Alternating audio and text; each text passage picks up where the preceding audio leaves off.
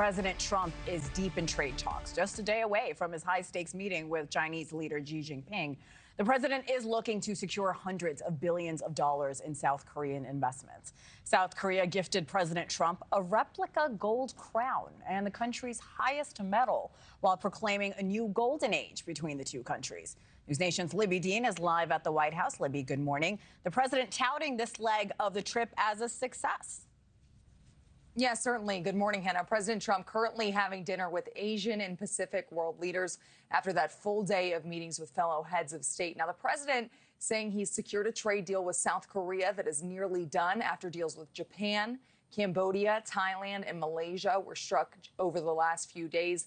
This is a quick stop, though, that we're seeing play out this morning for President Trump, where it's all highlighted by his attendance at the APEC summit. That's that leaders forum there. That summit, which largely focuses on Asia's economic growth, also being overshadowed by the president's trade policies and those sweeping tariffs, which many countries there attending the summit are hoping to secure a deal to decrease those tariffs. And many of these countries and leaders that the president is meeting with looking to secure a deal. But all eyes are on this high-stakes meeting between President Trump and Chinese President Xi Jinping. This is going to happen tomorrow. And the only thing that could have overshadowed that was this meeting with North Korea's leader, Kim Jong-un. Despite the president previously saying that that was a possibility, President Trump now confirming that that won't be happening during this trip, Hannah. That's an interesting update. Thank you for that. And what can we expect from President Trump's meeting with the Chinese leader? We've been talking about it. The whole world will be watching this meeting. And, of course, the national implications here in the U.S. Yeah, that's right, Hannah. And it's all going to be about trade, because that is what is so key here, this trade between the U.S. and China. And the two world leaders are really hoping to strike a deal. We'll see what comes of that. And we've seen these escalating tensions between the two countries. So this is going to be an interesting meeting to watch. President Trump saying he's optimistic ahead of these trade talks with President Xi. And reportedly in that room today, he said this meeting could last 3 to 4 hours. Let's take a listen to the president. Tomorrow I meet with President Xi of China, and I look forward to that. And we've been talking a lot over the last month, and I think we're going to have something that's going to be very, very satisfactory to China and to us. I think we're going to have I think it's going to be a very good meeting. I look forward to it tomorrow.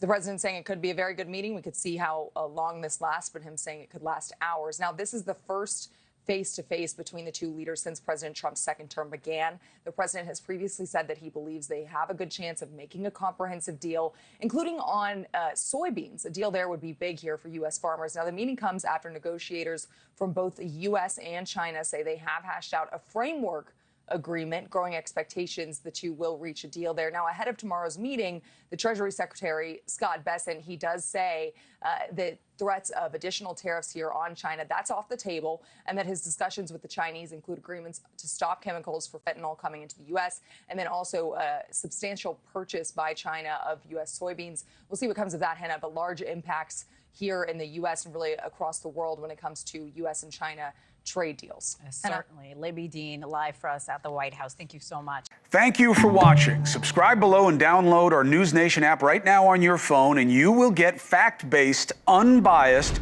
news for all Americans.